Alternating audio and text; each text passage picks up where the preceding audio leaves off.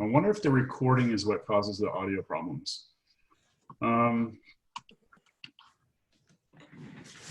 this is what I had put up there earlier, Lorenzo.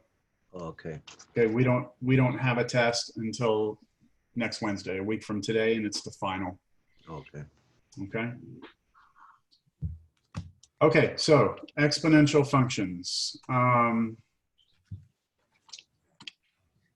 So normally in a class, I do a couple of demonstrations. But it's a little harder here on the video. I'm going to still try it. We'll see how it works. But we're going to start out with a few examples. All right. So the first one I can draw for you, so it'll be easier than the next example. So as an example of an exponential function, we're going to talk about bacteria. And even like with this whole COVID thing going on, we could talk about a virus, but I think bacteria is a little bit easier. So have any of you heard of something called a Petri dish? Yeah, it's in, yeah, I know what that is. Okay, I think it's spelled Petri, like that, dish. A Petri dish is something that we use in a biology class, or if you're a biologist, it's a clean, sterile dish. And so there's nothing in it. That means there's no bacteria, no viruses, it's completely clean. And what you do is you can put something in there, put a bacteria, put a virus, put something in there, and then see what happens after a certain amount of time. So a lot of times we can put like a bacteria in there, close up the dish, and then come back a day later and see, you know, how many bacteria are in there. So start out with one and then see in 24 hours if it's if there are more bacteria or not there. And you know, a lot of times you'll have this nice clean Petri dish, but you come back a week later and it's all green or brown, you know, different color depending on the bacteria. So for this example, let's act like we have a bacteria, and this bacteria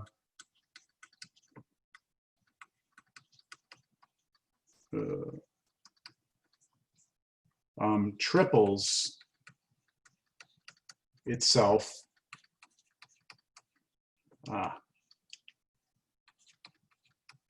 daily. Okay, so that means after if you start out with one bacteria, after one day, that bacteria will split out into 3 bacteria. So it starts at 1 and becomes 3. So we can kind of draw a picture of this. If we say, all right, at day 0, what we have is 1 bacteria. So here's my bacteria. I'm going to draw him. He has a little. He doesn't really have eyes, but there he is. Okay. So that's when we start the clock. So time is 0. We put the bacteria in there. We close the dish. We come back 1 day later, and how many will I see in there? So after 1 day, I should see 3 of them in there. Right? They're all still pretty happy. Okay, so it tripled, split out. Okay, how many will I see on the next day? 9. 9. Okay, so not 6 because it's not doubling, right? Each one of these triples. So each one breaks off into 3 more. So we got 1, 2, 3, 4, 5, 6, 7, 8, 9. So now there's 9. So next to this, I'm going to put how many we had. We had 1, then we had 3, then we had 9. Okay, so how many would we have after day 3? 27. 27. So each one of those triples again. So it's going to get hard to draw this now. 3 there, 3 there, 3 there. So 1, 2, 3, 1, 2, 3, 1, 2, 3. Now I can keep doing this, right? If I draw all these guys, I should have 27 there. So there's a pattern here. So what is happening as you go from one day to the next, to the next, to the next? What is the pattern that we can use that would we'd be able to figure out what happens at day 4? What do we have to do to the number 27 in order to figure out what happens at day 4? Just times it by 3. Yeah, just multiply by 3. So what's 27 times 3? 81, right? So we would have 81 bacteria by the 4th day. Okay, let's do it again. How about 5th day? So all we do, this is where we might want to break out our calculator and figure out, what's 81 times 3? 243. And we could keep doing this, couldn't we? We can just keep doing this. However, I have a more interesting question. What would be happening after 8 days? Could you tell me right now what would be happening after 8 days?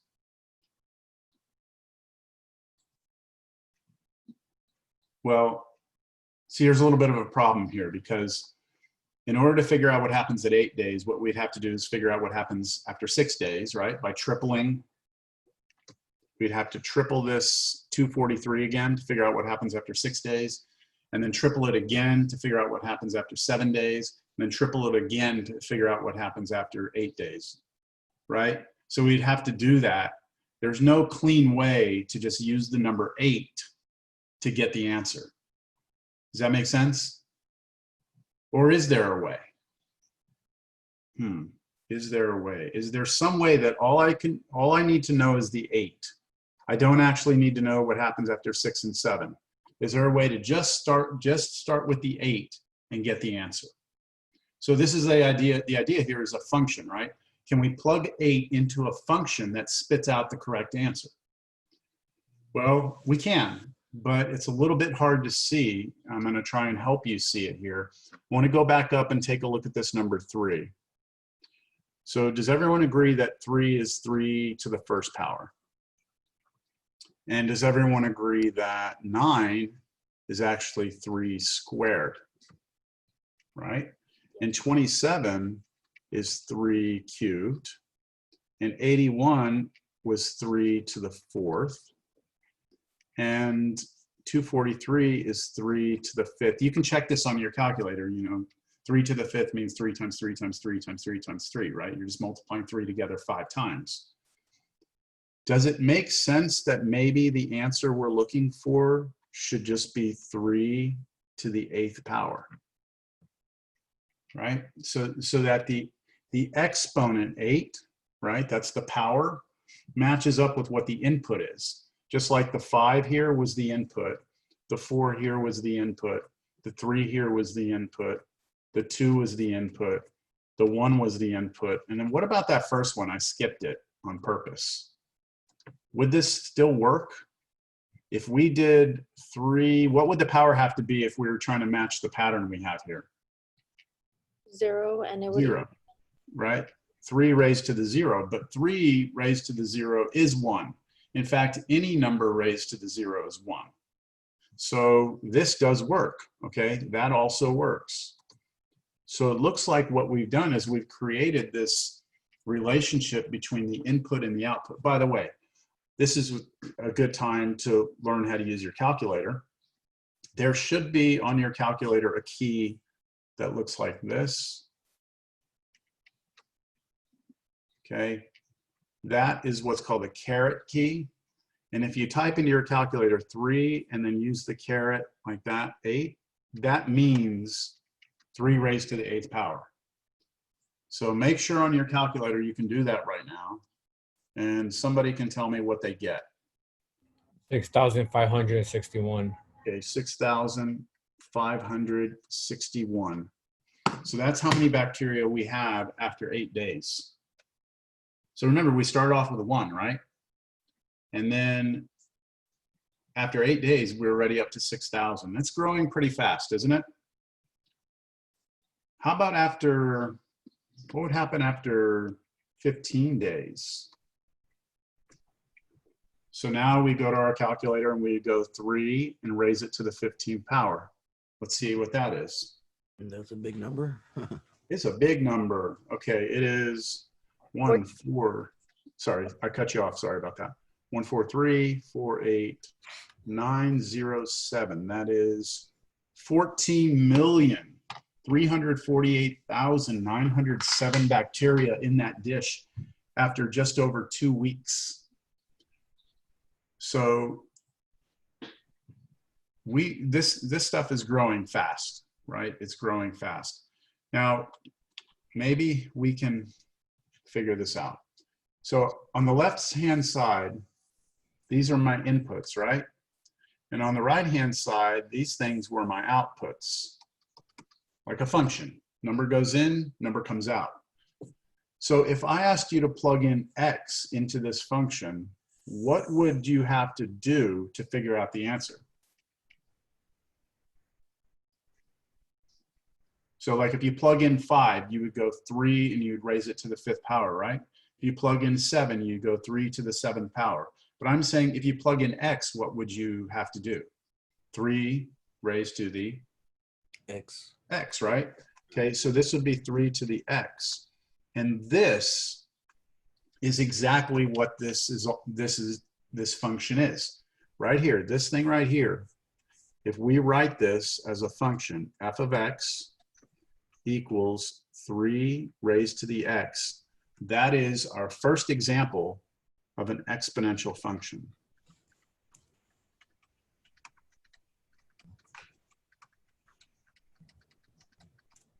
And the reason they call it an exponential function is because of where the x is.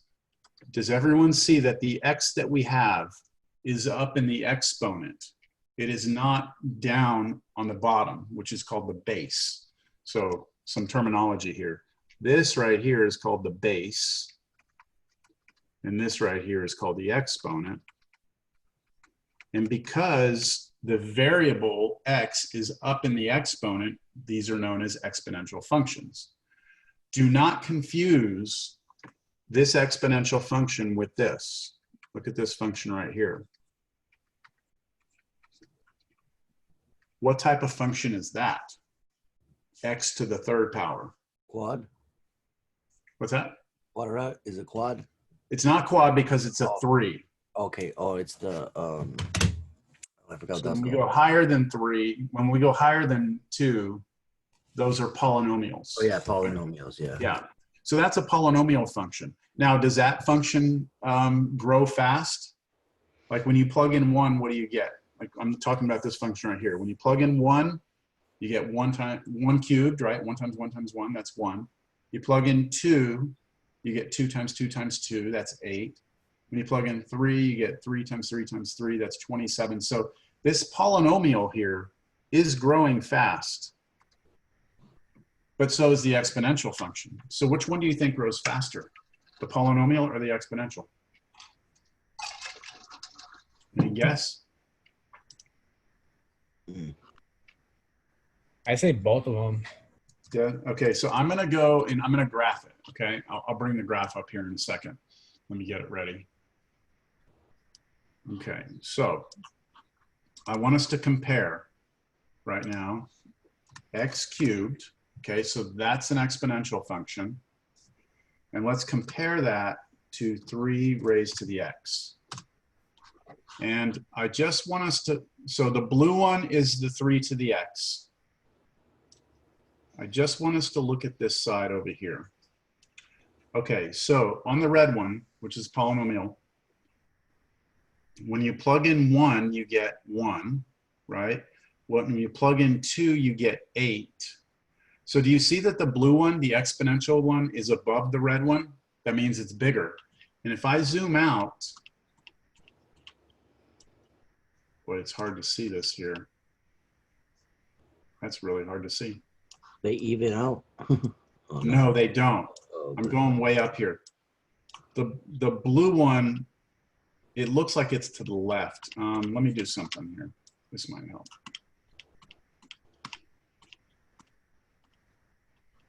Well, let's just do it this way because it's hard to see off of that graph. Let's do a comparison. So let's do over here the exponential function. And then over here, I'll call it something else, g of x. Let's do the polynomial. And let's just make a table and compare these. So if I plug in 1, 3 to the 1st power is 3. If I plug in 1 here, we get 1 cubed, which is just 1. So who's bigger there? The exponential, right? That's Yeah. bigger. Let's go out. I don't want to go through each number. Let's go to the number 5. So 3 to the 5th power. Didn't we do that earlier? Mm-hmm. Right? What was that? 243? Yeah. Okay. Over here, if we plugged in 5, we would get 5 cubed, and that is 125. So again, this one wins, right? Now, didn't we do 15 earlier? We did, didn't we? 3 to the 15? Is it 15 power? Yeah. That's the 14 million, right? Yeah. So when we did 15, that's 3 to the 15. And that's the 14,348,907. If we do 15 over here, we're actually going to go 15 cubed. And on our calculator, if we do 15 cubed, Sure. we only get 3,375. So would you agree that that exponential function is getting bigger, much faster than the polynomial function is, Yeah. right? So a lot of times you'll hear this even on the news a lot now with this whole COVID thing. They talk about, you know, the virus is spreading, it's growing exponentially, right? If you've ever heard that word, like in newscasts or things like that, that word they use because it means rapid growth. You know, this example that I gave you with the bacteria was tripling itself every day, right? So it was tripling itself every day. If you think about a person who has, let's say there's a person here who has COVID. Let's say they're out there and let's say we have no social distancing. And let's say they're out there and every day they get in contact with at least 3 people and transmit the virus, right? And then those people go out and transmit the virus the next day to 3 people, right? Then with this sort of thing happening, we can say that after 15 days, how many people would have it? 14,300,000, right? I mean, that's exactly what exponential growth is. Now, this isn't exactly what's happening because we're social distancing, but that's the way things spread, right? It's exponential. So polynomials and rational functions and lines and quadratics, none of those functions can model this sort of thing. The only thing that can model this sort of growth is exponential functions, all right? It's the only thing out there, but it's there. We can use it, all right? Let's do another example. Any questions on that? Just trying to get you to get a feel for what they are before we try and sketch them ourselves.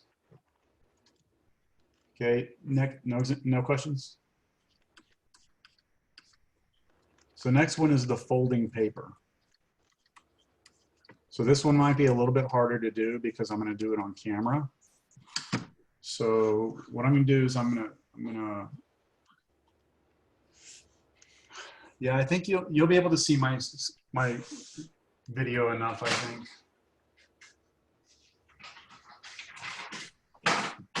Okay, so I'm just going to grab a standard sheet of paper. It's an 8.5 by 11 sheet of paper. So I'm going to make a T-table here. And I'm going to put here the number of folds that I have in the paper. And then over here, I'm going to have the number of rectangles I have. So right now, I have not folded this piece of paper. And how many rectangles do you see? 1. 1. Okay, so I have 0 folds, 1 rectangle. All right, now what I'm going to do is I'm just going to fold it in half. Okay, and then wherever that crease is in the middle of the page now, I'm just going to put a line there in that crease. So I folded it once, and I don't know how good that line's coming out, but how many rectangles do you see now? 2. 2, right? So if I fold it 1 time, I get 2 rectangles. Now, what if I take it now and I fold it once, but now I fold it again?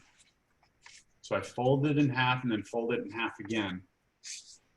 And then I open this up. How many rectangles am I going to have? 4. 4? I'll draw along the folds. There we go. We've got 4. So with 2 folds, I have 4. Now here's the one that's interesting. Fold it once, fold it twice, fold it a third time. How many am I going to have? 12 or, I mean, 8. 8. Okay, so the common answers I get here are 6 and 8. A lot of people will think that it just keeps going up by 2 each time, but that's not what's happening. So I folded it a third time, and now I have, you can see 4 across the top, 4 on the bottom. 8. So I have 8 rectangles. What if I fold it one more time?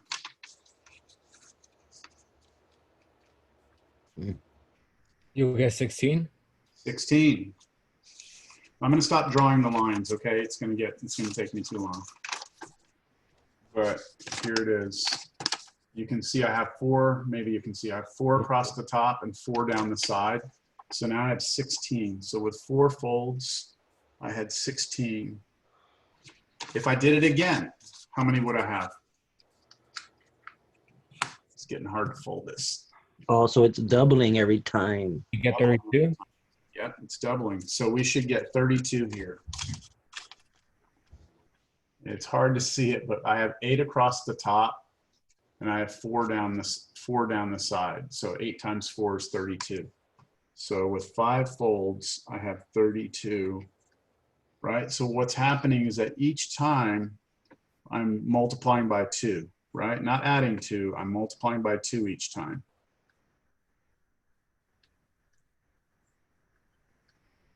So if I did 6 folds, I should get what? Just multiply 32 times 2, you should get 4, right?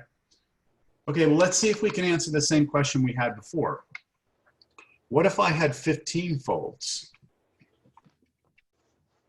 So go back up, or go back and let's look at this. The bacteria we had before, what was happening? What was happening on each of these steps, like right here? It was tripling. It was tripling. We were multiplying by 3 each time.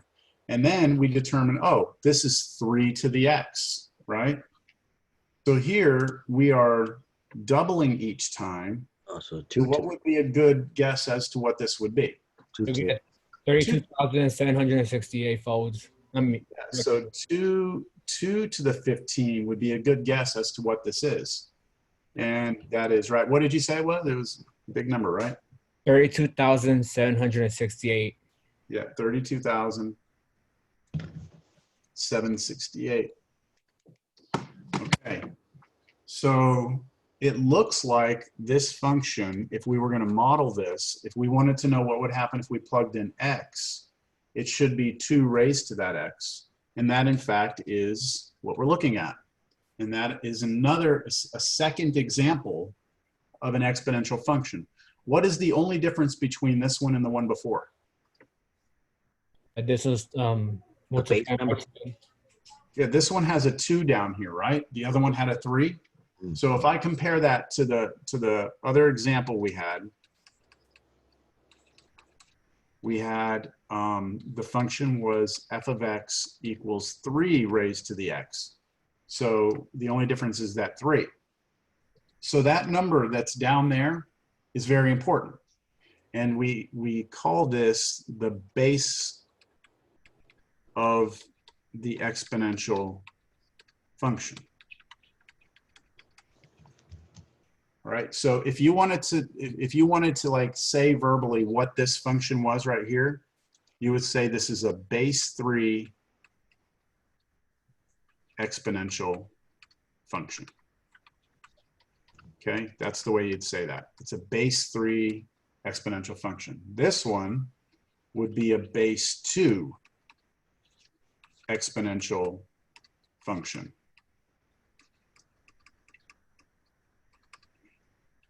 If that bacteria that I was talking about before quadrupled every day, right, split into 4, then we'd be looking at a base 4 exponential function. The bigger the base is, the more rapidly it grows, the faster it grows. So this 3 to the x grows faster than the 2 to the x. You can see at 15, we were only at 32,000, but on the base 3 exponential function, we were up at like 14 million, right? So let's get back to this folding paper. Can I fold this 15 times? Physically, do you think I could fold this 15 times? It'd be kind of hard. 1, 2, 3, 4, 5, No. 6. So can someone explain why I can't fold this 15 times? Think about what this number represents. It's too small. Or Okay, the page is too small. Okay, but what does that number really represent? Let's go back. Let's go back to the very beginning. When I had 0 folds, I had 1 rectangle, right? But couldn't you also say that when I have 0 folds, it's 1 sheet thick, right? It's just 1 sheet thick. If I fold it 1 time, then isn't this 2 pages thick? yeah. Right? If I fold it a second time, this is now, you can count it here yourself, this is now 4 pages thick. Fold it a third time, now it's 8 pages thick. Fold it I'm losing track, 4th time, it's 16 pages thick. Fold it a 5th time, it's 32 pages thick. Fold it a 6th time, I hadn't done 6. Now I'm 64 pages thick. Why can't I fold it 15 times? This would have to be 32,768 pages thick. And I mean, just think about how thick a book is, right? I don't know how many pieces of paper come in a ream of paper? Let me see, I have a ream right here. This is a ream of paper, full, like just blank paper. This is 500 sheets right here. And it's this thick, okay? That's 500. We have 32,000 of pages. So if I divide that by 500, 65 of these reams, 65 of these stacks, right? That piece of paper that we started with here, right? Even if you were to open it up, right? Even if you were to open it up, the longest edge on it is only 11 inches, and 65 reams of paper stacked up is taller than this is long. It's impossible, physically impossible for me to do that. Has anyone ever seen this done in on that show Mythbusters that used to come on Discovery Channel? No? It was years and years ago, the show Mythbusters. They were trying to figure out what's the most number of folds you can get in a paper. So what they did is they got this really thin paper, and it was like they went to an aircraft hangar, and this paper was like hundreds of feet long, hundreds of feet wide, and they folded it over and folded it over, and they actually got like a big steamroller, like one of those big, construction steamrollers to flatten it out. And I think they only got 13 folds. That's the most they could get. And that's 8,192. So there's a physical limitation to how many folds you can get. We can see what it would be like theoretically. If we could fold it 15 times, that's how many we would have, but it's not possible. Okay, again, this is just to get you thinking about exponential functions. One more example.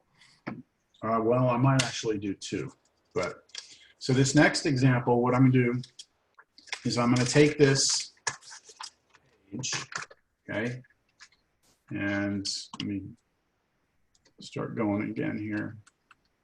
Next example, we're gonna cut paper in half.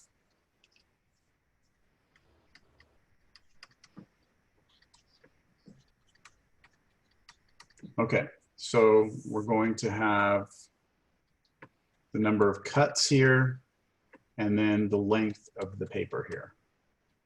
Boo. Ay, ay, ay, ay.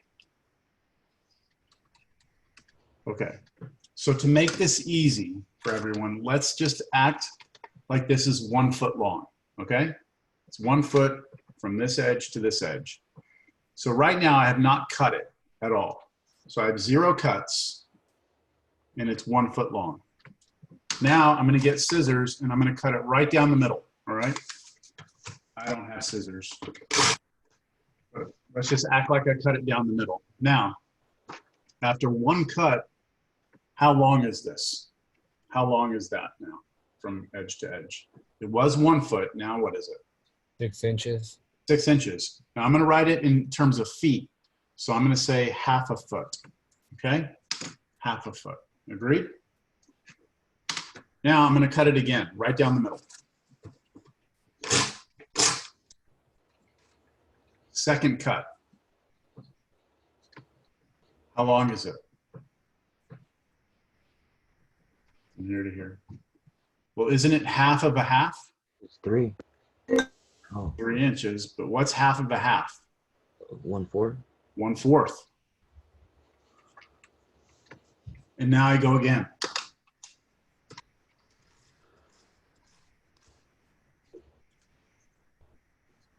So I do, now I did half of a fourth. What's half of a fourth? Oh, that one is. So when I say what's half of a fourth, I'm saying what's half times a fourth. That's the computation I'm doing for that. Half of a fourth would be just multiply straight across. Oh, It'll be 1/8. 1/8. 1/8. So now this is 1/8 of a foot, okay? And then I do it again. Now this is getting ridiculous because I can't really do this easily. Okay. How long is that? 1/16. 1/16. And then I go do it again. Okay. It's getting ridiculous. But what would it be after that 5th cut?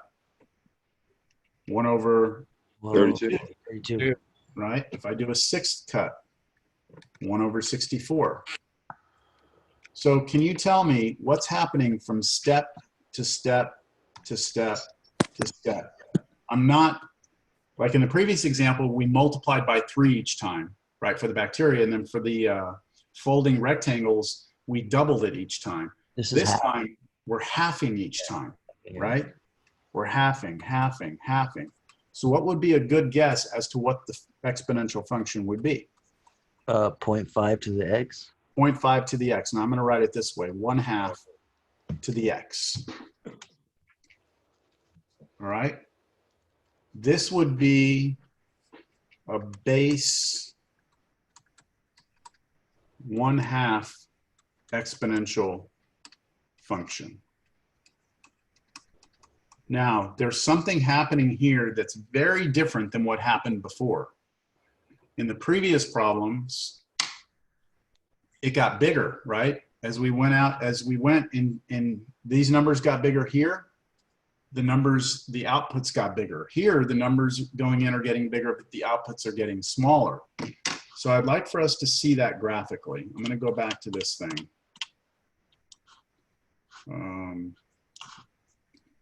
Let's put in here, let's get rid of that one. Let's make that 2 to the x. Oh no, to the x. Let's see if I can change this window here. X-axis, -10, -5, 5.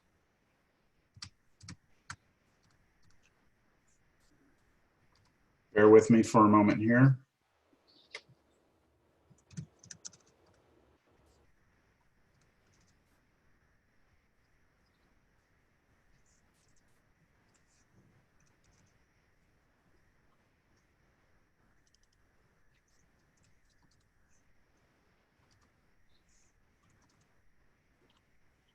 Okay, I think that's a good, this is a good representation of what's happening here.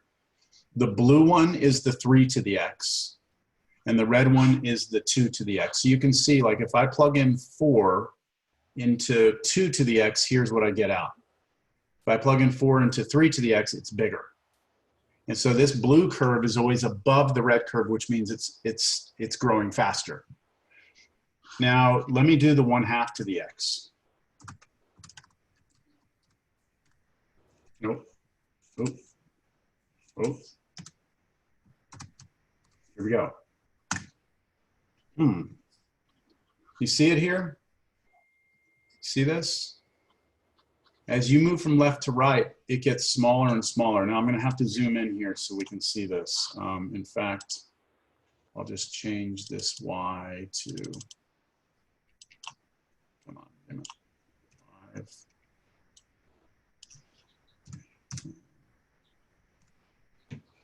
There we go.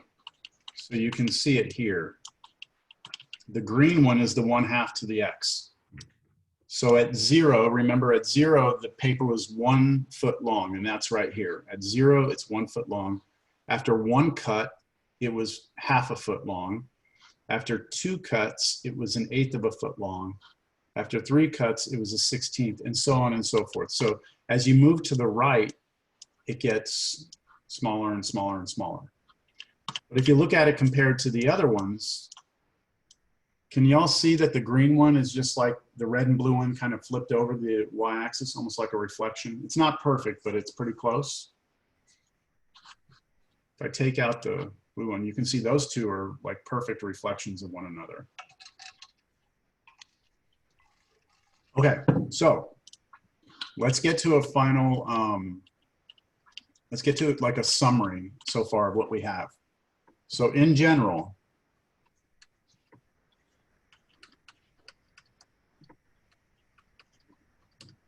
an exponential function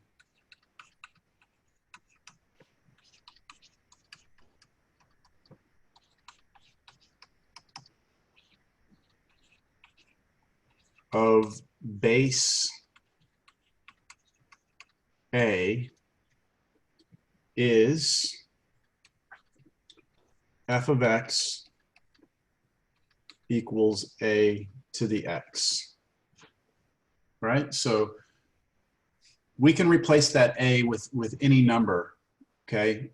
Like we've used 2, we've used 3, and we've used 1/2. Those are the 3 examples I've given you.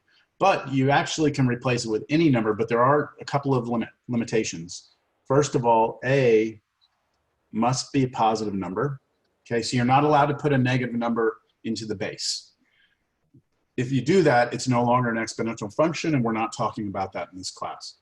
So first we have to have a being positive, and we also have that a can't be 1. Because if it's 1, 1 raised to any power is still 1, so it doesn't do anything. Like the function doesn't actually do anything, it's just always 1. I can show you that real quick. If I come to this and I put over here 1 raised to the x, you can see this purple, it's just flat. Like nothing happens. So we just totally exclude that. Is my audio better today? Yeah. I'm okay? I shouldn't have said that. It's probably gonna start cutting out. So those are the two conditions we need, and that's what an exponential function would look like. So just some examples, you know, you could have f of x equals, we've seen 2 to the x, we've seen 3 to the x, we've seen 1/2 to the x. Another example, you could have, I don't know, you give me one. Anything. 5 to the x. 5 to the x, okay. Could you have a decimal in there? Could you have something like this? Could you do like 2.623 to the x? Yes, because it's Yeah. still positive. Yeah, it just has to be a positive number. It could be any positive number. It doesn't matter, just as long as it's positive and not 1. Could you do something like this? F of x equals, let's do 0.053 to the x. Is that a positive number?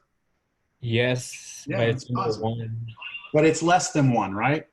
So like, let me highlight the ones that, the the exponential functions that have bases that are bigger than 1 are those. The exponential functions that have bases that are smaller than 1 are those. But they're all positive, okay? And none of them are 1. So they all qualify as exponential functions.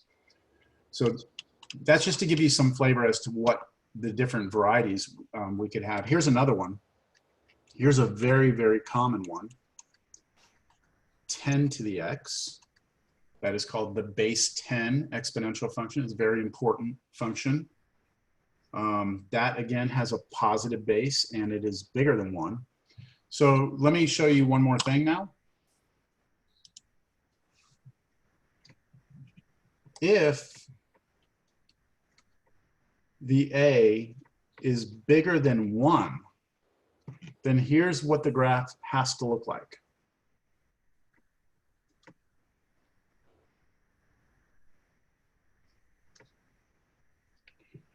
So I'm going to put a dot here. That point right there is always the point 0, 1.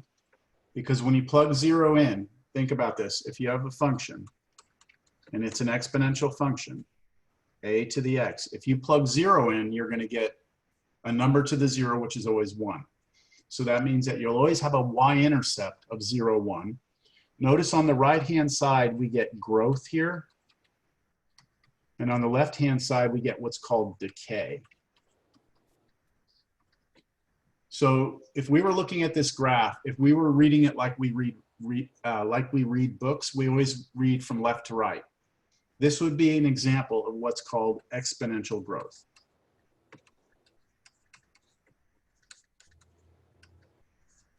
And the thing that gives you growth is the fact that the a was bigger than 1. So all exponential functions that have a base bigger than 1 will be exponential growth. What do you think would give me the opposite of that? A number less than 1. A number less than 1. So if we get a number less than 1, and of course it still has to be positive, all right? But if we use a number less than 1, then our graph is going to be flipped over like this. We'll still go through the point 0, 1, but now we have decay going to the, as we read it from left to right. So this is an example of exponential decay. And I should also point out that this is a horizontal asymptote. And over here on the graph on the left, we have a horizontal asymptote out to the left side. So with exponential functions, you have a horizontal asymptote, but it's going to be on one side or the other. It depends on whether or not you're looking at exponential growth or decay. If you're looking at exponential growth, your horizontal asymptote will be out the left side, and then your right side goes up forever. If you have exponential decay, your left side goes up forever, but your right side goes towards the horizontal asymptote. So it's like the magnet that pulls it down. Does that make sense? Are there any questions on that?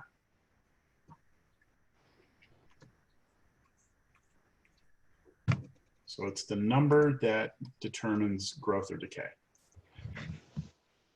Okay, no questions? All right, I wanted to give you one last example because I think it's an interesting example. So has anyone ever heard of the NCAA Sweet 16, or not Sweet 16, NCAA Final Four? Final Four, yeah, the bracket challenge.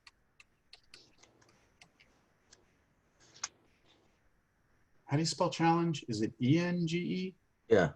E-N-G-E, okay. So I'm not an English major, that's for sure.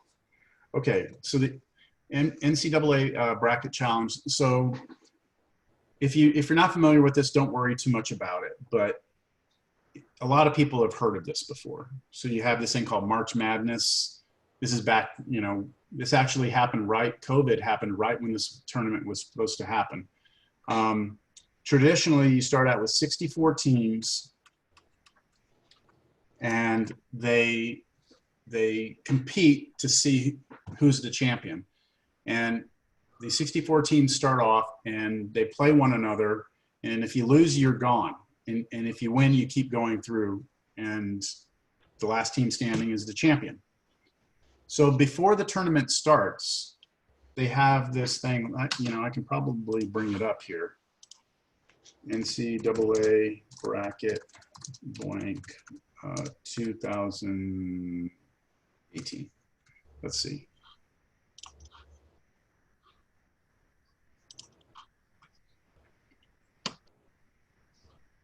Oh.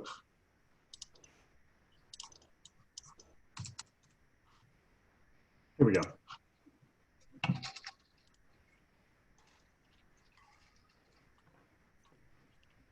Can y'all see that enough? Yeah. Yeah, here, I'll put, this one actually has teams. This is the 2019 bracket. So they put all the teams that are going to play one another. And then, you know, as they win, they put the winners here, and then those two teams play each other. And then those winners, or the winner of there goes here and plays that team. So this is called the blank bracket at the beginning. So before the tournament starts, there's websites, I think ESPN used to do it also, where they would say, hey, before anyone plays each other, go ahead and fill out who you think is going to win each game, and then fill out the entire bracket and see if you can figure out who's going to win the championship. And they tell you, like, we'll give you $1 million if your bracket is perfect, which means you pick each winner correctly. So they don't care if you pick the champion right. They want to see a complete bracket filled out correctly. That means you had to pick each game, the winner of each game, correctly. Does that make sense? So you fill out the bracket, you submit it online. You don't have to pay or anything to participate. You just submit your bracket. And if you have a perfect bracket, then you will get $1 million or something like that. Have y'all heard of that before? Yeah. Yeah. Okay. So let's see why nobody has ever done that correctly. Okay. So let's just look at it from the aspect of, we have 64 teams, right? So if there are 64 teams, then in the first round, you have to pick 32 games, right? Because there's 64 teams. That means, you know, 2 teams per game. There's 32 games that are going to happen in that first round.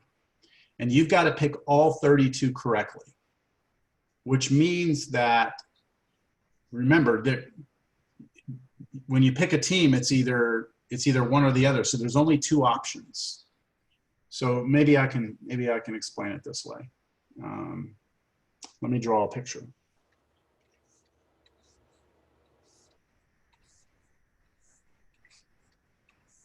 Okay, so let's say this is team A, team B, team C, team D, and then this keeps going, right? There's 32 games, 64 teams. Okay, how many different ways can you pick this winner between those 2 teams? Well, you can either pick A or B, right? You pick one or the other. So there's 2 ways that you can pick that, right? And how many ways can you pick this winner for the second game? There's 2 ways there, right? And there's 2 for each of the 32 games. So that's, if you look at that, that's these 2 together, that's 4 different ways you could do it. If you put this together, that's 8 different ways you could do just the first 3 games. If you put that one together, then now that's 16 different ways you could pick the first 4 games. So at the end of the day, it's 2 raised to the 32nd power is how many ways you can pick the first round. Okay, now we move to round 2.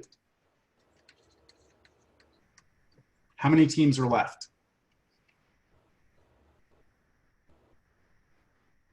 So you started with 64, everyone played each other, 32 games, you had 32 winners, right? So there's now 32 teams left. In the second round, they play one another, which means there's 16 games that you have to pick correctly, which means there's 2 to the 16 ways you can do that. All right, round 3. Y'all kind of following this? Yeah. Okay. There were 16 teams left. Now there's 8 games. So you have to pick 2 to the 8 correctly. And then the 4th round, I'm going to stop changing colors here. we're going to have 2 to the 4. And then in the 5th round, you got to get 2 to the 2. In the 6th round, 2 to the 1. So this right here is the championship game. There's only 2 ways because there's only 2 teams left. So there's 2, one winner or the other. So now what we have to do is we have to put all of these together. And that means we have to multiply them. So we have to do 2 to the 32 times 2 to the 16 times 2 to the 8 times 2 to the 4 times 2 to the 2 times 2 to the 1. And we can use properties of exponents that all we have to do is add these numbers up. So it'll be 2 to the, what is that, 32, 48, 56, 63, 2 to the 63. Oh, 2 to the 63. Yeah. What is 2 raised to the 63? It's not even gonna, oh, here it is.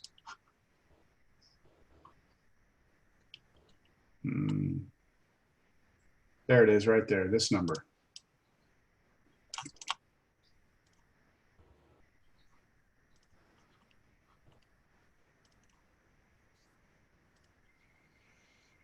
All right, there it is. That's how many different brackets can be made. Look at that number. Okay, this is millions, so that's 36 million. This is billions, right? This is trillions. What comes after trillion? Gazillion? Who cares, right? It's huge. How many people are on the planet? Nothing close to that, right? Yeah, so let's say population of Earth. This will be an approximation. Let's just go with 8 billion, okay? Let's just go with 8 billion. So what I'm going to do now is I'm going to take the number of ways you could fill out brackets, and I'm going to divide it by 8 billion. 8, 1, 2, 3, 1, 2, 3, 1, 2, 3. Let me see if I got that right. Yeah, okay, there we go. Okay, look at this number that's left. I hope I'm not putting you all to sleep. So let me see here. This number right here.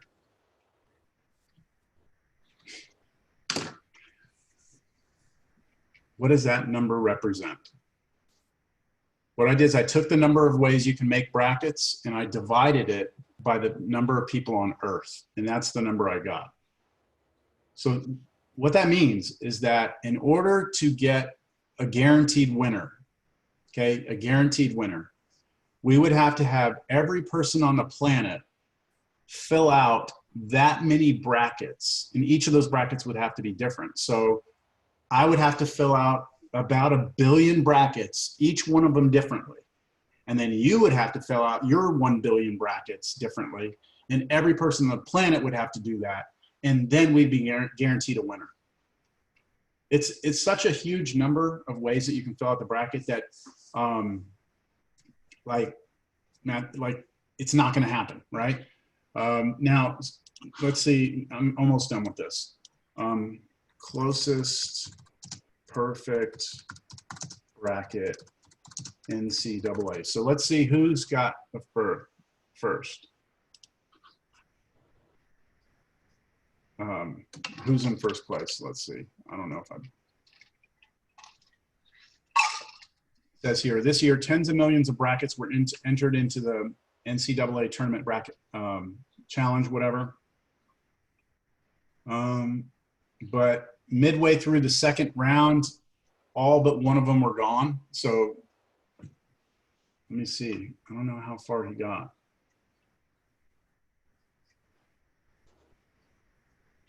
This is not helping.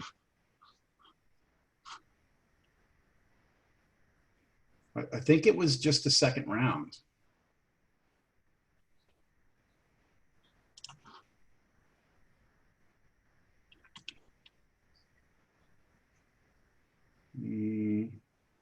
Oh, look, hey, look at that number. Doesn't that number look familiar? We just calculated that, didn't we? Anyway, I'm not gonna, I don't know where it is, but I'm sure you could read about it yourself, but I don't think anyone has ever made it past the second round. Like their bracket was done after the second round. And remember, there's how many rounds? 6 rounds. Nobody's bracket has ever made it past that second round. But this 2 to the 63, that's an exponential function, right? I mean, that is, we've seen this now, and now we've seen it in this particular example on a way that you can calculate probabilities of things. All right, are y'all ready to get to what I'm gonna want you to do on a test? Yeah. Okay. So I told you this one, you're gonna like this because it's gonna be pretty straightforward. All right, so let's do an example. I would like for us to sketch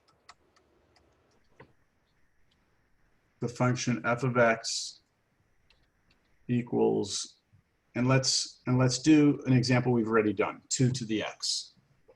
Okay, so here's what I'm going to want you to do for every single problem that I ask you when I ask you to sketch an exponential function. I want you to make a t-table.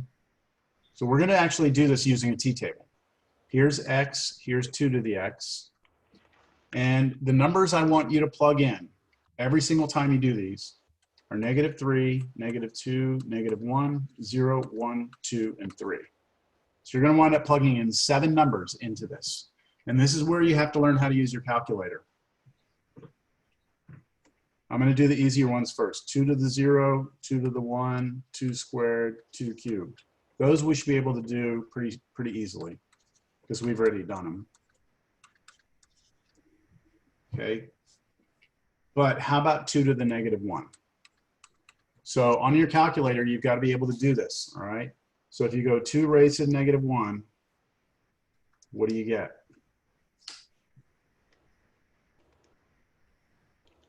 Half. You should get 1/2, 0.5. Now do 2 raised to the -2.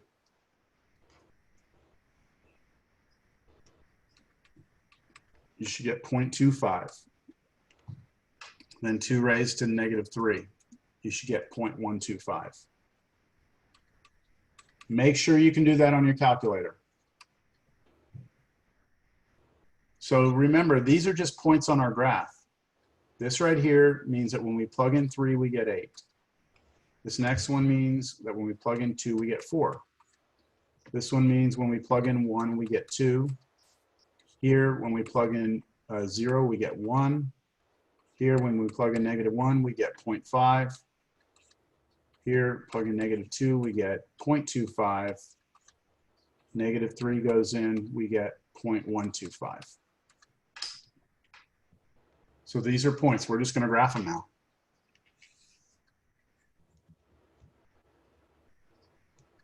So when you draw this, you only have to go 3 units to the left and to the right because that's all we plugged in. We only went -3 to +3. And then as far as how far up to go, what is the biggest output that we get? What is the largest output that we have here? It's the biggest number that you see coming out of this function. 8. 8? 3 or 8. 8? Okay, so what we want to do is make sure we put like 8 up here. And then that will make this, like halfway would be 4, 2, 1. That should be enough for us to draw this.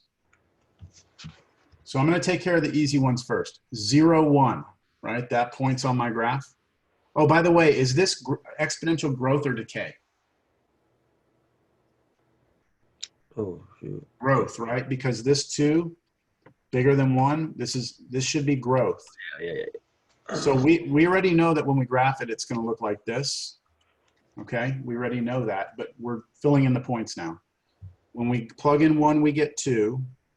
When we plug in 2, we get 4. When we plug in 3, we get 8. When we plug in -1, we get half. -2, we get 0.25, and -3, we get 0.125. So notice I'm just putting those dots closer and closer to the x-axis. And I'm going to put a little dot here for my horizontal asymptote.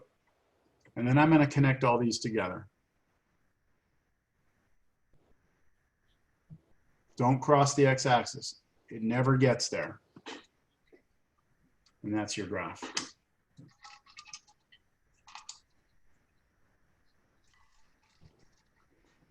Okay?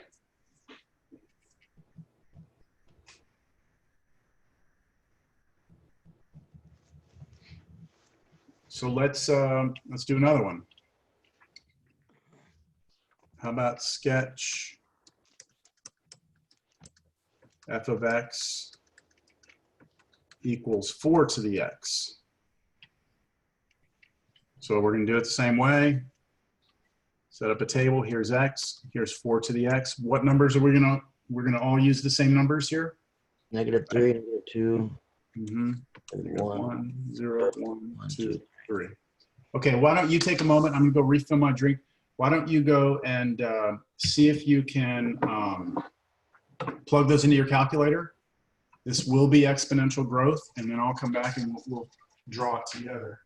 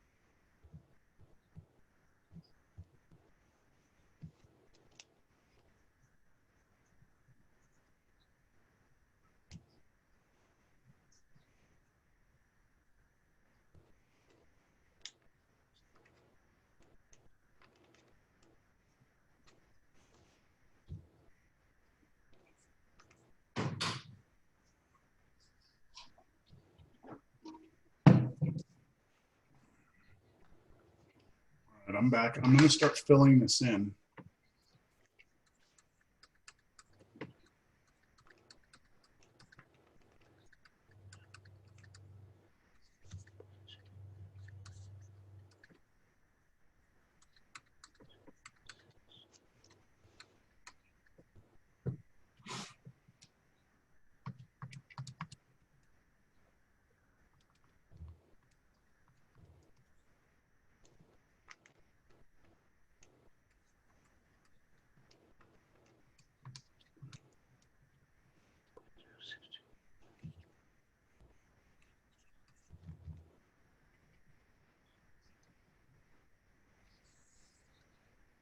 So look at my table there. Did you get the same thing?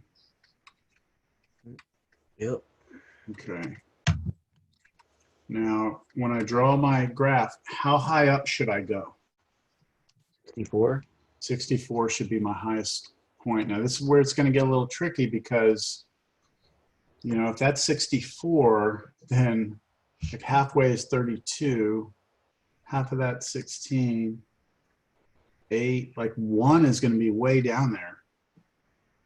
So when you start drawing this, you're just going to be kind of approximating things. At 0, you're at 1. At 1, you're at 4. At 2, you're at 16. 3, you're at 64. And then to the left, it's really hard to draw because it gets really small really fast. So you're just going to do your best, draw your little horizontal asymptote.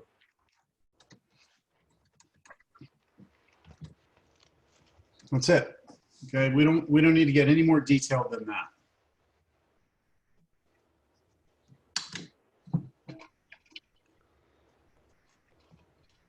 Any questions? The things I'm going to be looking for when I grade these is this table right. Okay, I want to see the table. Then of course this stuff, you know, has to be right. And I'm just going to be checking to make sure that, you know, that those points, the highest point is the biggest number you have over there. All right, now I plan to give you a break here in a minute, but there's two things I need to talk about before we take a break.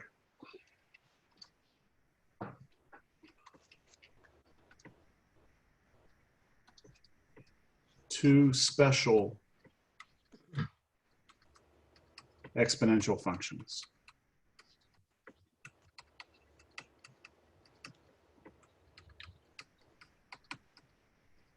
I hope that I've made it clear to you that when it comes to exponential functions,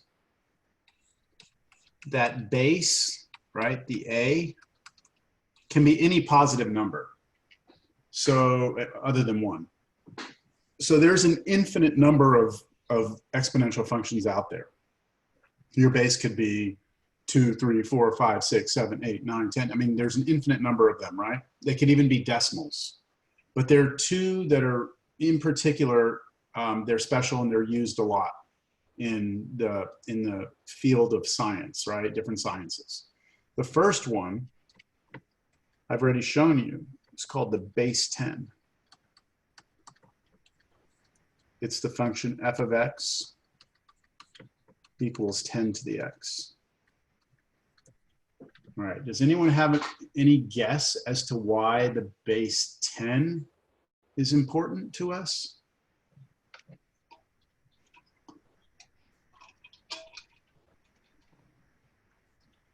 Let me try and motivate this with a different idea.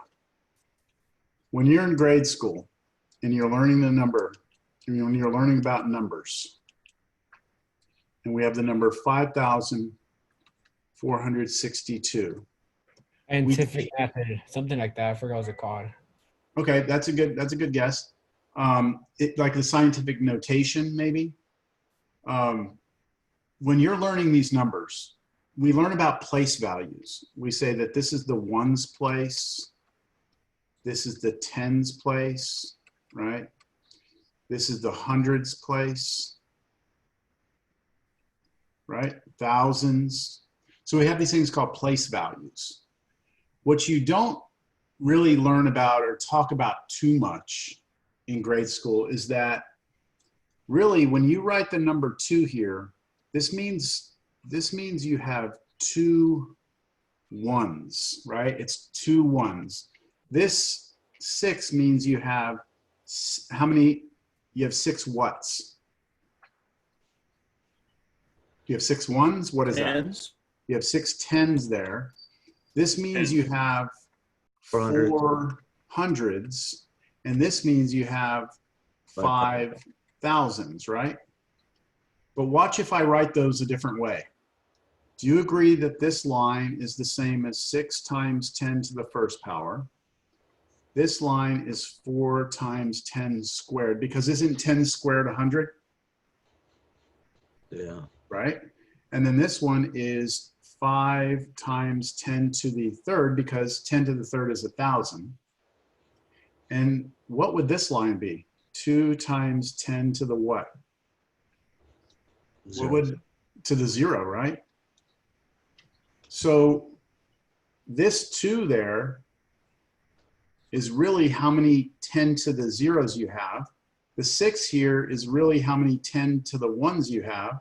The 4 here is how many 10 to the 2s you have. And the 5 here is how many 10 to the 3s you have. But we use 10.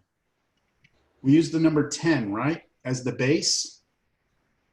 We could have, as human beings, when we were creating our number system, we could have very easily used a number other than 10. We could have used 7. Like we could have said, all right, here's a number, 5, 4, 6, 2, but we're using base 7 system, which means this is how many 7 to the zeros we have. This is how many 7 to the 1s we have. This is how many 7 squareds we have. This is how many 7 cubes we have. But that's not the way we did it. We used 10. Does anybody have an idea as to why human beings decided to use the base 10 system?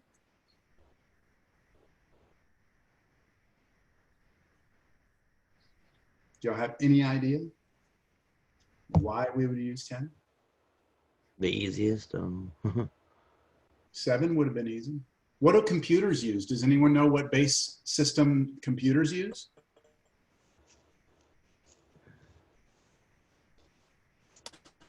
No? No. A computer. Go ahead, David. Base 1. No, I know it's ones and zeros, so I'm assuming Ones and base zeros. 1. Exactly. That's called binary, and that's a base 2 system. So a computer uses ones and zeros only. When you're talking about a computer, it only understands ones and zeros. So you don't, there's no such thing as a 2 or a 3 or a 4. It only knows ones and zeros. So I'm telling you, it's a base 2 system. So this first one right here says I have 1. It's a base 2 system. So 2 to the 0. This is 0, 2 to the 1s. This is 1, 2 to the second power. This is 1, 2 to the third power. This is 0, 2 to the fourth power. And this is 1, 2 to the fifth power. So let me see what that really is. What's 2 to the 0? 1. 1. So this is just 1 times 1. That's 1. This one, 0 times anything is 0. Okay, what's 2 squared? 4. 4. 1 times 4 is 4. Okay, what about 2 cubed? 6. 8. It's 2 times 2 times 2. Oh, yeah, 8. 8 times 1, so that's 8. Let's see, this is 0 because 0 there. And then 2 to the fifth power is 32. So this is 32. So what we have is 32, 8, 4, and 1. What do those add up to be? 45. Okay, so that is the number 45. 101101 in a computer really represents the number 45. I know that that's kind of like crazy, all right? And I'm not trying to get us way off topic here, all right? But it's the base 10 system was chosen for a reason. Does anybody have an idea of why we chose base 10 and not base 2 or base 7? I guess so for computers can understand the number. You know? Why did humans choose base 10?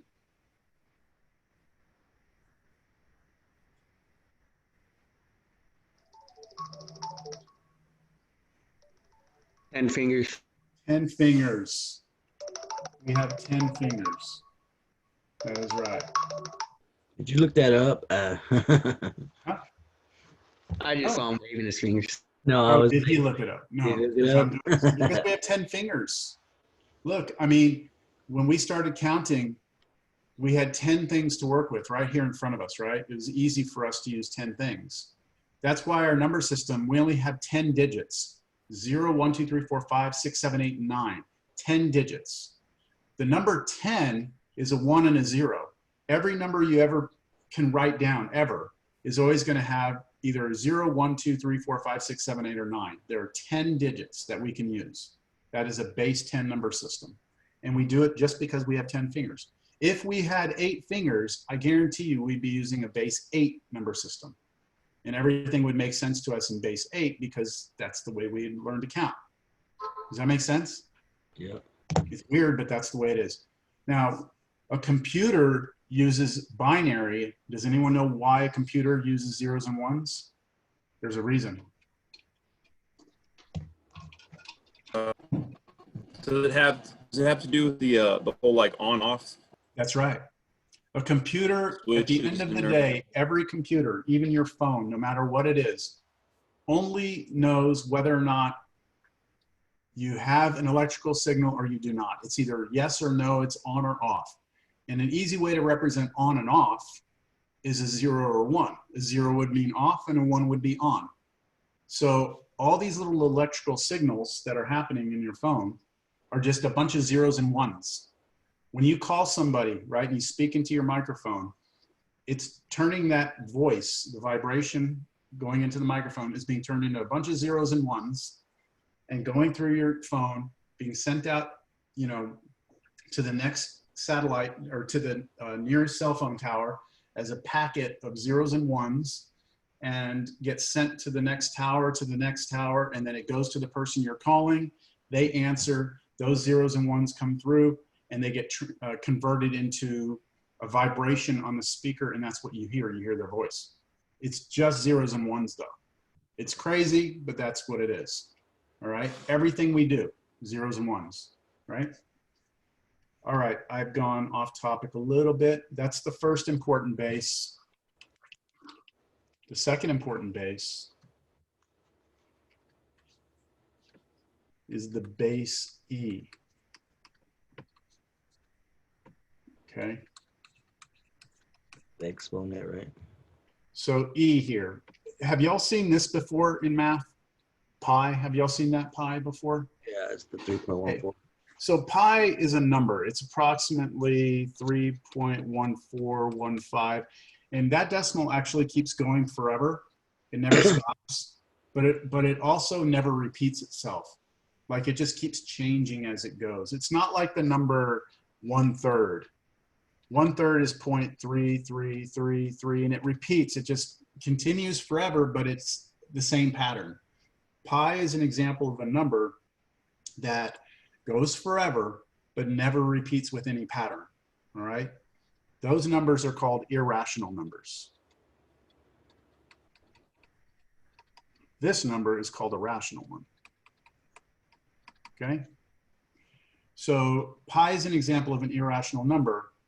E, okay, is another irrational number that you've probably seen, but never really heard of or seen it used. It's the number 2.718, and it keeps going.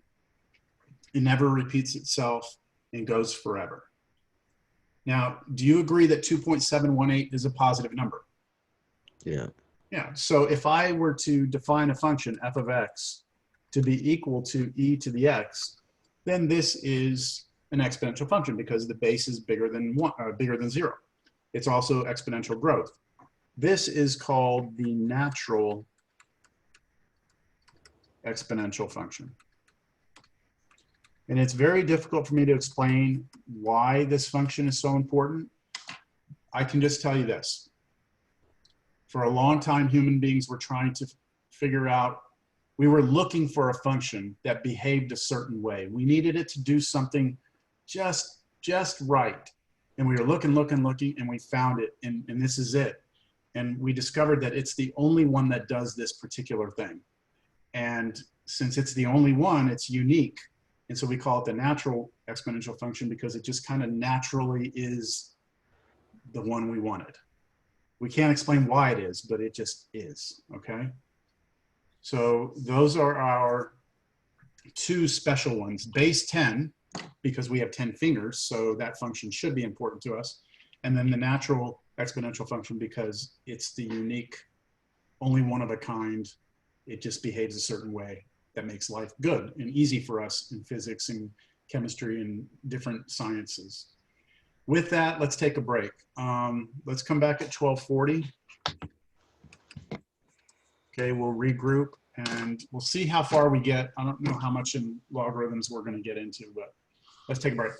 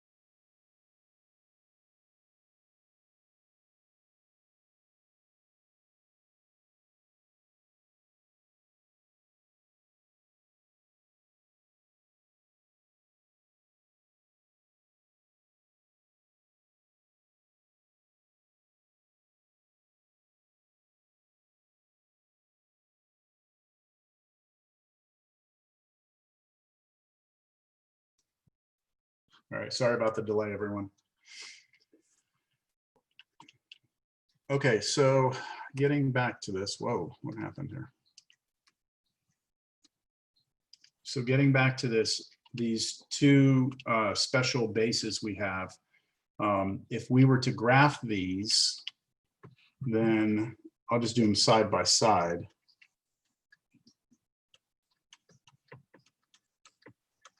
Ten to the x, and then over here, let's do e to the x.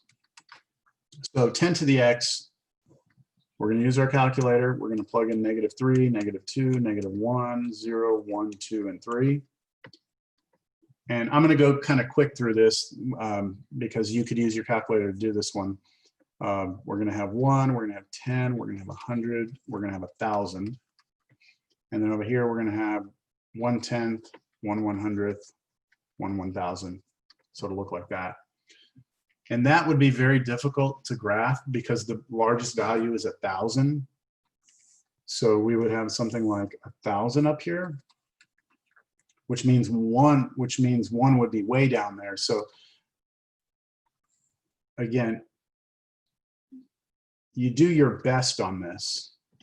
The idea is that we have exponential growth. I'm not so concerned about you getting everything perfect, just that we know at 3, when you plug in 3, you get 1,000. And when you plug in 2, you get 100. It's probably somewhere around there. Oh, see, my graph's not that great. Yeah. Should take my time on that too. Something more like this. What's more important is this other one, because we have to figure out how to use our calculators to figure out these powers. So we have -3, -2, -1, 0, 1, 2, and 3. So e to the 0 should be 1 because that's always the case. But what is e to the first power? So this is where on your calculator, you're going to need to figure out where your e key is. All right. And it's usually you're going to have to hit a shift button to get to it. But you know, everyone might be using a different calculator here. So make sure that you get 2.718 for e to the first power. Then e squared, go ahead and do that on your calculator. And you should get 7.38. And then we'll do e cubed.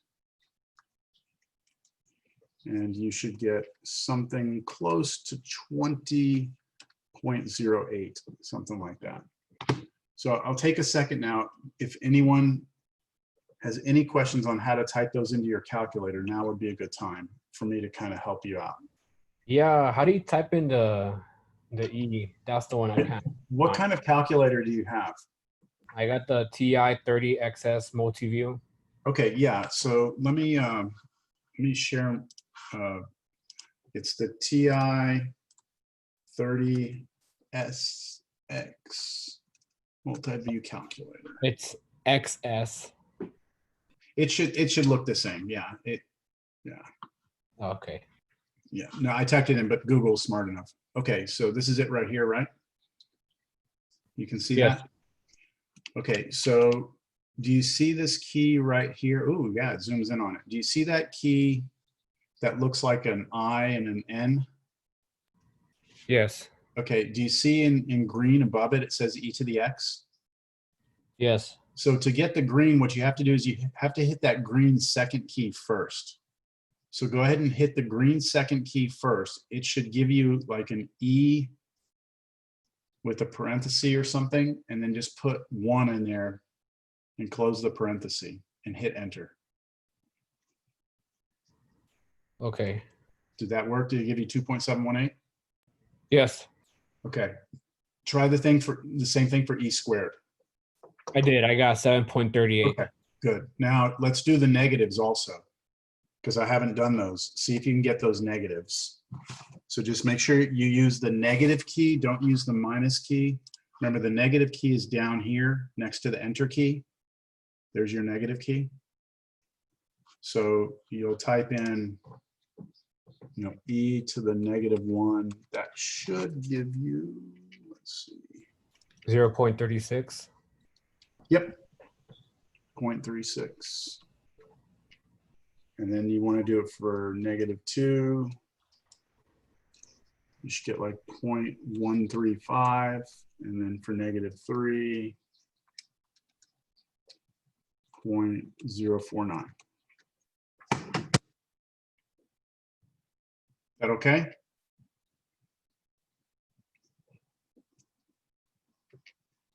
So now if we were to graph this, the highest number we would have is 20.08. So I'd probably go up to about 20. At 3, we're somewhere near there. You know, that makes this 10. We could say that's 5. So this is just kind of like, we're just kind of ballpark this. We're not trying to get it perfect. At 2, we're at 7 point something. At 1, we're at 2.7 something. And then you know it just, oh, wow, that's bad. Just kind of drops away like that. Like I said, on the test, I'm more concerned about that table being filled out correctly. I'm concerned more with that, about that, than I am the graph. It should, your graph should show exponential growth, but it doesn't have to be perfect. So is E growth or? E is Nice. growth because E is 2.718, right? That's actually 2.718. And like pi is 3.14. So E is another number kind of like pi, but it's 2.718. That's a positive number that's bigger than 1. As long as it's bigger than 1, we have growth.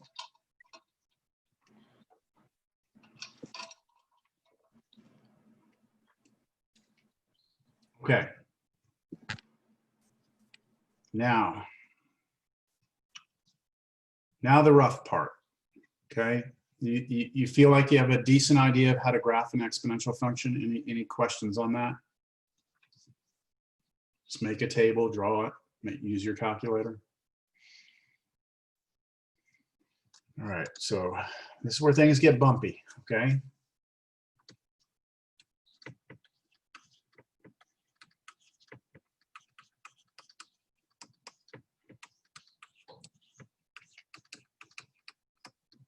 Okay, logarithmic functions. All right, so let me try, I'm gonna try my best because we only have, you know, less than an hour for me to try and cover logarithmic functions, and it's not a lot of time. So I'm gonna try and just trim out all the unnecessary things and just get down to the point.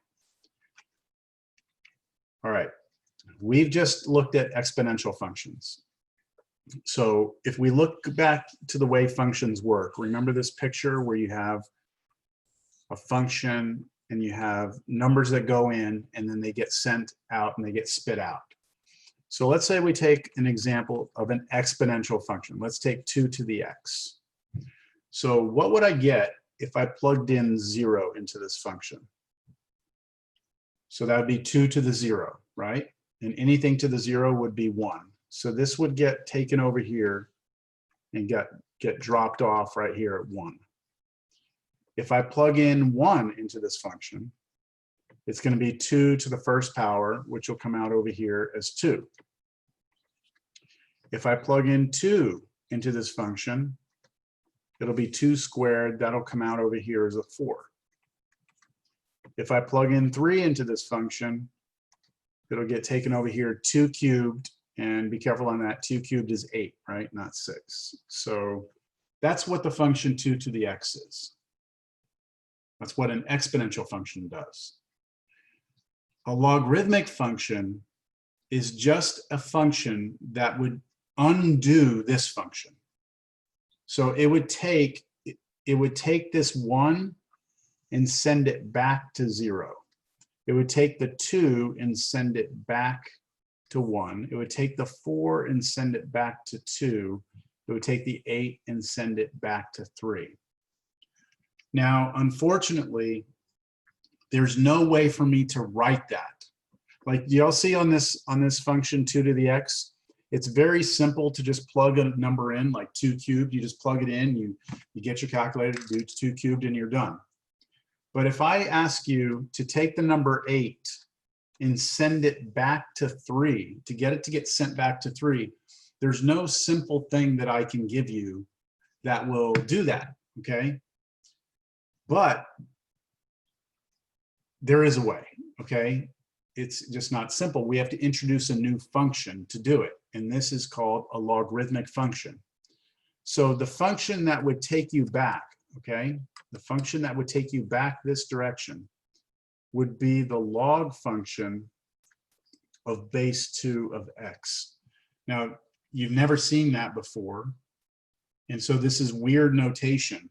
Like this whole thing right here, log, with this little subscripted 2, that right there is the notation we use for logarithmic functions.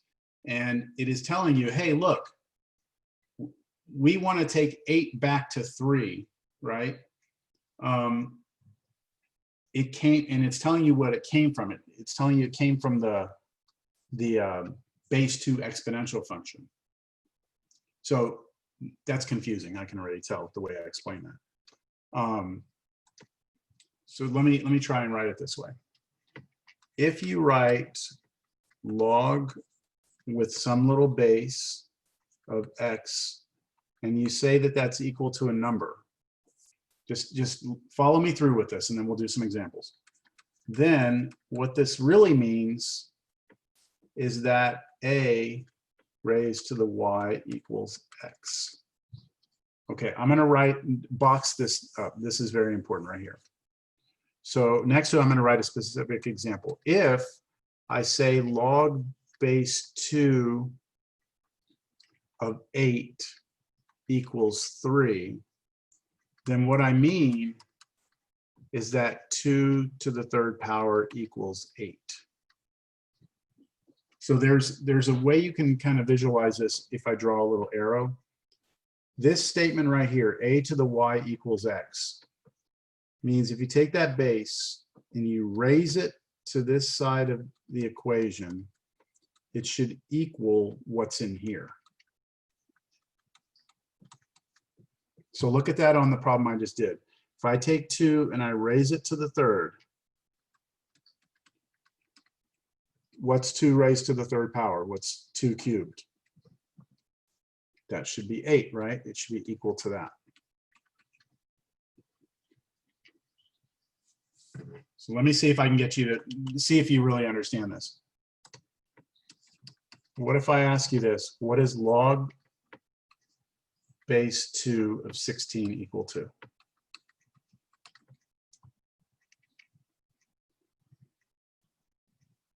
So what you're saying to yourself is this: 2 raised to what power gives you 16? 4. 4.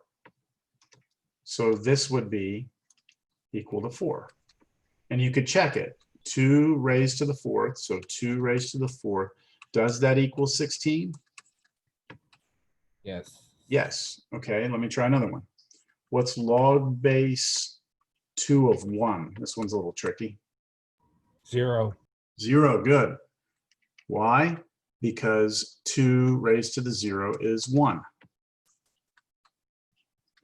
Okay, how about this one? Log base 2 of 2. 1. 1, good. Because 2 to the 1 is equal to 2. Try another one. What's log base 5 of 125? 25. Careful. It's raised, not times. Oh, it's 3. 3. Okay, good. It's 3. Why? Because 5 to the 3rd power is 125. How about this one? What's log base 10 of 100? 2. 2. Because 10 squared is 100. Give you another one. This one will be tricky. What's log base 2 of 1/4? So you're asking yourself, 2 raised to what power gives you 1/4. You might have to go back and look at that T table we made for this. Remember the T table we made for this? I don't even remember where it is. Nope, I found it. Oh, this is this. Nope. It was the one we graphed. Hold on. -2? Yeah, it's -2. Here it was. So right here on this T table, this was 2 to the x. When you plug in -2, you got 0.25, which is 1/4. So this one's a little harder to see, but the answer here is -2. All right. Now, how about this one? Log base 2 of 5.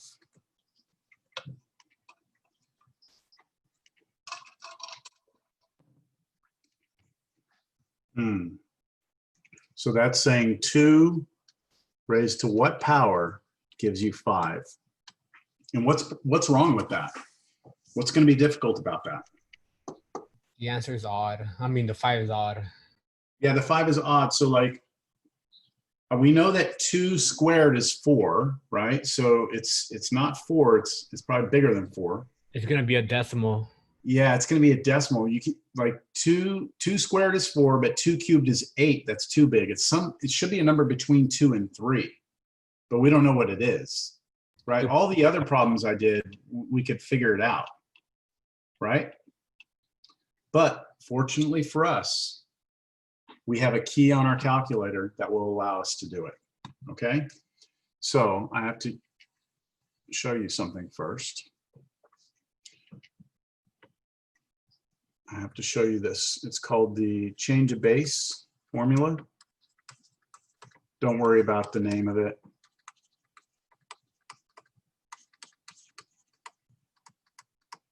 And here's what it says. It says if you have a log, a base A of some number x, then this is also equal to this over this. Now, this thing right here, highlighted in yellow, is called the natural log. And there's a key on your calculator that allows you, well, I showed it a second ago for that one calculator. Remember that key right there that we actually had to hit the green key first to do the EDX? But the key itself, that's an L and an N. It actually stands for log natural because it's French. You know how the French do things backwards? So it's logarithmic natural instead of natural log. So that's not an IN, it's an LN. So we're going to hit that key. We're going to use that key right now. So let me show you how we do this problem right here. So if we want to know what log base 2 of 5 is, what we're going to do is on our calculator, we're going to do natural log of 5 divided by natural log of 2. And I think you need to try this on your calculator because it's important the way you type it in. You'll have to hit that natural log key twice. So on your calculator, make sure that you can do this. Natural log 5, then divide that by natural log of 2 and get your answer. I'm getting, anyone have it? I got 2.32. Yep, 2.32. And didn't we say it was going to be between like 2 and 3? So 2.32, and we'll just round it 2 decimal places. That's fine. Okay. So this is a weird function because what it does is it tells you, it's like if you give it the output of an exponential function, it will tell you what the input was. So it's backwards from what we just did. You know, in the problems we did before, we would give an input, right? We would put the input in here and we'd figure out what the output is.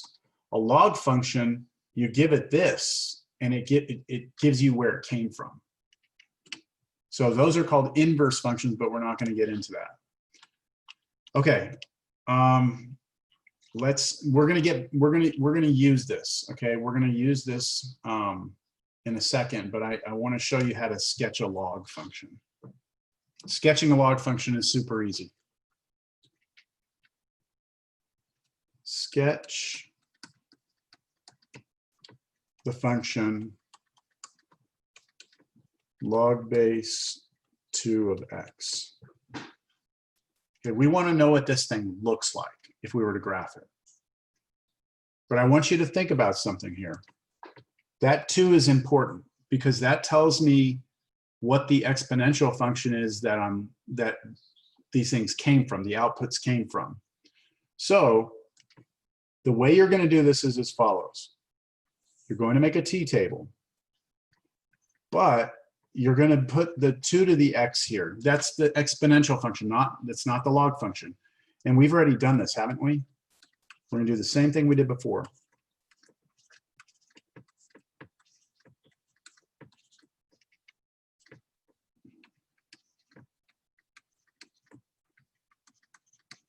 Okay. So remember, these are points on our graph, right?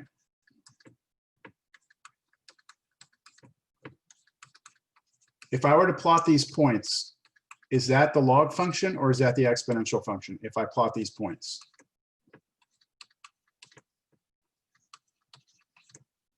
Is it the log or the exponential if I just go and plot these right now?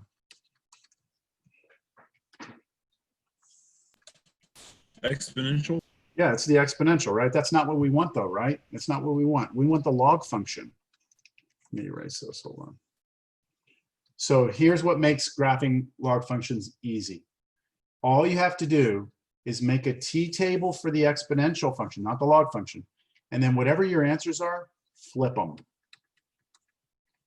That means we're going to go 0.125 gets taken back to -3. 0.25 gets taken back to -2. 0.5 gets taken to -1. Do you see how everything is just reversed?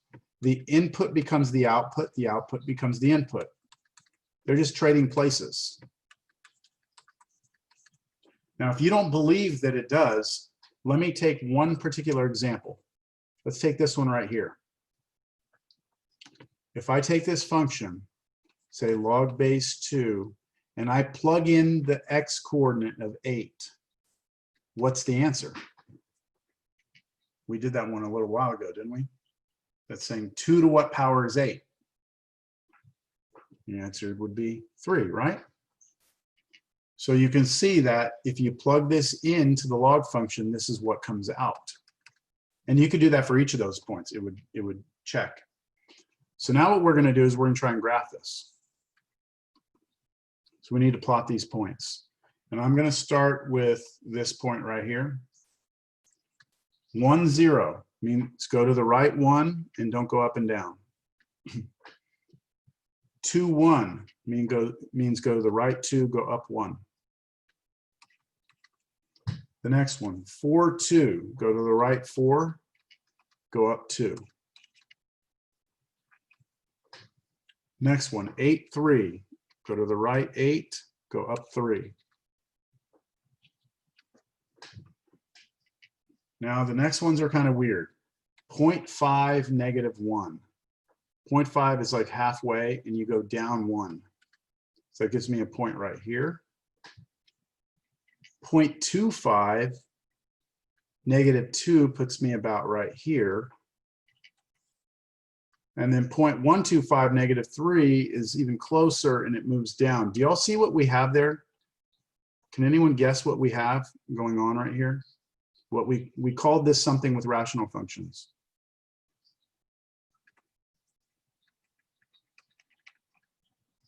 Vertical asymptote.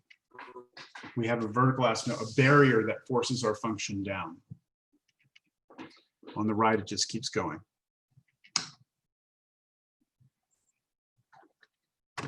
So again, if you want to graph a log function, you have to look at the base, and then you have to make a table for the exponential function, and then flip all the answers over.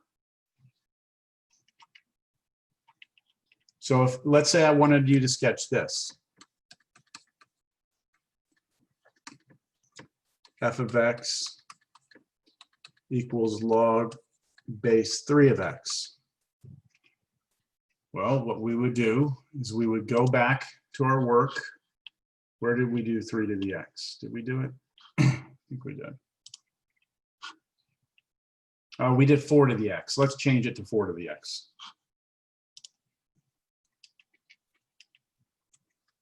So log base 4 of x. If we were to want to do this, what we would do is we would take this table right here. Oh.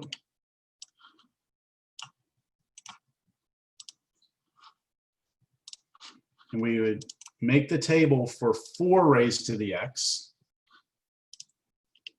And then we just switch the x and y coordinate. 64 negative 3, positive 3. 16 positive 2. 4 positive 1. 1 0. 0.25 negative 1. Do y'all get this?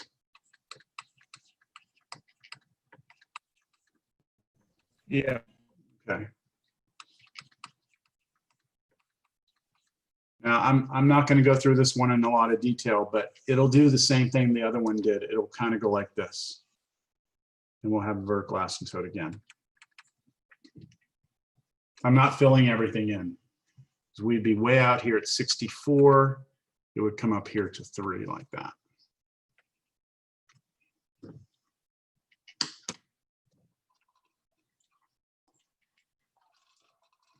Do you feel like you could sketch a log function if you had to?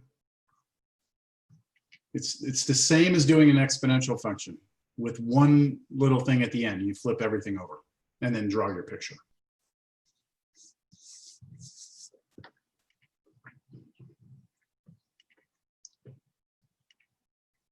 Okay, this will be the last thing we do. I want you to see why exponential functions and log functions are important, all right? So why, how could we use them?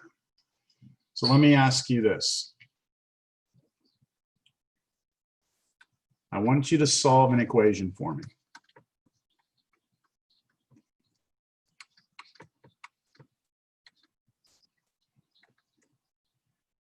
Let me do it. Let me do this.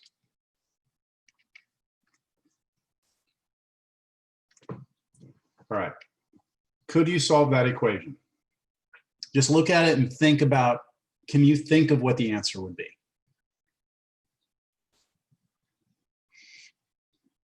What number cubed would give you 8? 2. 2 cubed, right? So x would be 2 here, right? X would be 2. That's not what I'm interested in. Okay. I just want to show you there's one type of equation. Now I want us to solve this.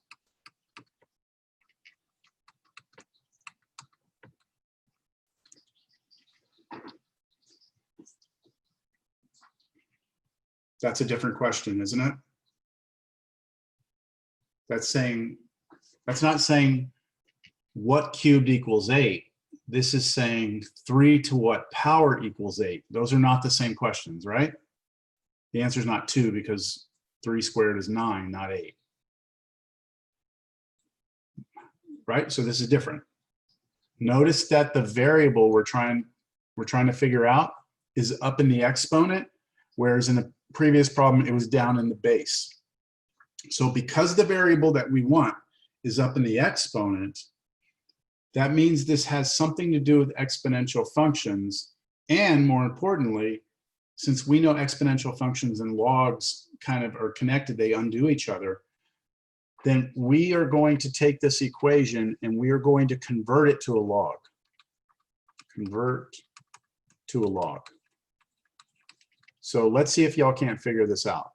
Log, what base would I put here? What would I put here equals what would I put here? So what could I do? What could I fill in those boxes with that would basically make that equation?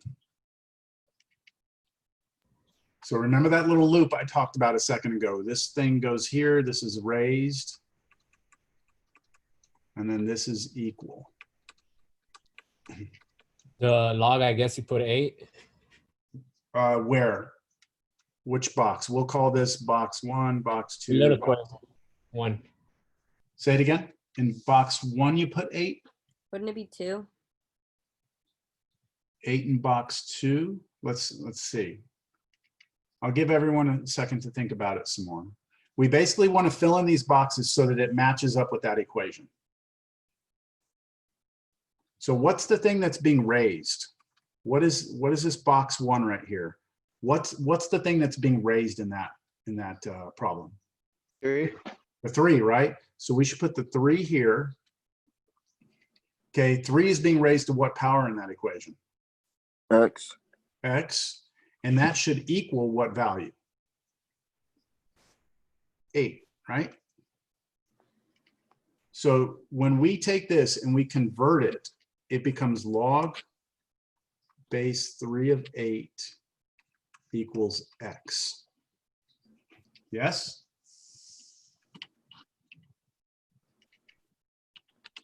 Now, this piece right here, we can use the change of base formula that I gave you a second ago.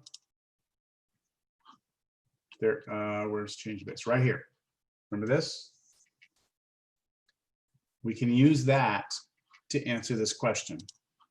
This should become the natural log of 8 over the natural log of 3. And that's what X is equal to. So this is where you have to get on your calculator and do the natural log of 8 divided by the natural log of 3. And you should, whoa. Oh, oops, I hit the wrong key. I'm getting 1.89 equals X. So going back and looking at the original question here in green, it was saying 3 raised to what power gives you 8? And the answer is 1.89.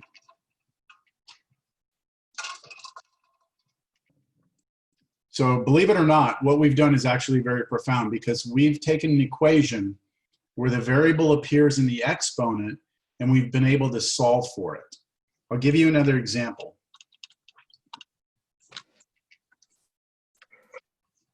Solve 5 raised to the 2x plus 1 minus 4 equals 11. Okay.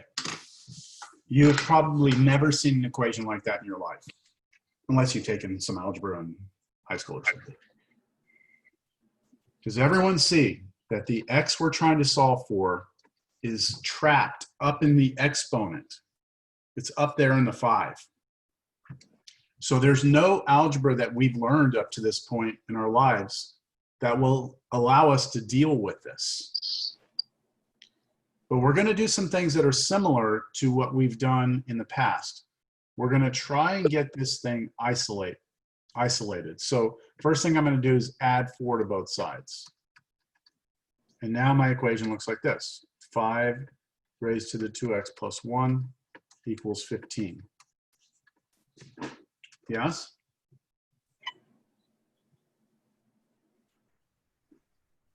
Now I'm going to go to a log.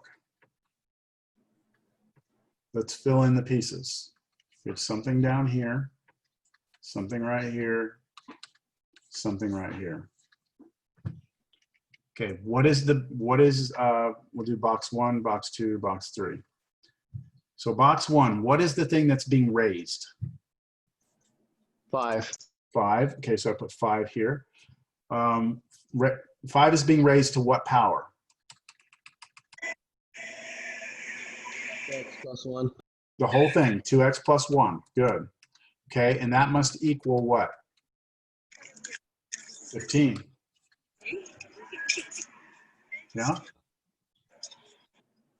Now, I'll just rewrite it so it's a little cleaner. Log base 5 of 15 equals 2x plus 1. Now, what can you do on the left-hand side? There's something very important you can do here. This will turn into what?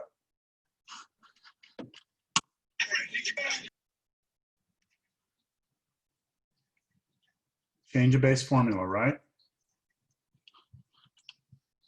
So we can write that as natural log of 15 over natural log of 5, and then equals 2x plus 1. So I get on my calculator, do natural log of 15 divided by natural log of 5.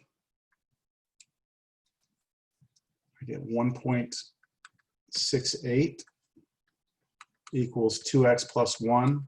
And what we're looking at here is a linear equation, right? We can just, now the x is no longer up on the top, it's down on the bottom. And now we can just solve for x. So I would just subtract 1 on both sides. If we do that, we get 0.68. If we take 1.68, subtract 1, we get 0.68. On the right, we have 2x. And then the last thing I would do is just divide by 2.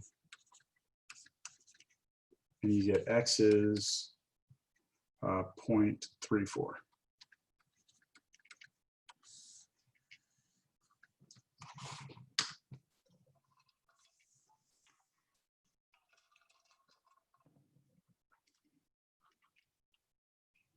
Okay, so what I'm going to do now, we're gonna practice some more with this. I think next time when we meet on Monday, I'm going to give you some things to do for homework, some problems to work out. So some homework. First thing, let's sketch f of x equals 1.5 to the x. Let's just do a couple of parts here. We'll do, that's part A. Part B, let's do f of x equals 2.5 to the x. Part C, let's do 0.15 to the x. So for all three of those, you'll make your little t-tables. You'll do -2, -3, -2, -1, 0, 1, 2, 3. Make your table, draw your picture. Okay, for number 2, what we're going to do is sketch the following. Part A, I want us to sketch log base 1.5 of x. For B, I'd like for you to do log of 2.5 of x. And for C, let's do log of 0.15 of x. Why did I give you the same numbers here? Why do you think I gave you the 1.5, 2.5, 0.15, the same of these as those? Why do you think? So we can look back at the answers that we got. Yeah, you're just going to be able to look at your answers from number 1, flip them over, and then graph them. Okay. So even though I've spent the whole day talking about this, at the end of the day, what I'm going to ask you on the test is relatively easy. You just need to be able to use your calculator and draw a decent graph. The third part of this, I think, is going to be the harder thing that we're going to need to talk a little bit more about, and that is solving some equations. And that's what we just did a couple of examples of. So let's do a couple of these. How about 9 to the x equals 50? How about 9 to the x minus 3 plus 7 equals 50? I'm just going to kind of make these a little bit weirder as I go. 9 to the 2x plus 1 minus 50 equals 100.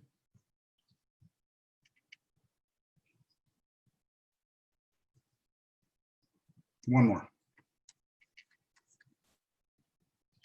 This one will be, I'm sure we're going to have a conversation about this one next time. E to the 4x minus 2 plus 1 equals 90, let's go 904.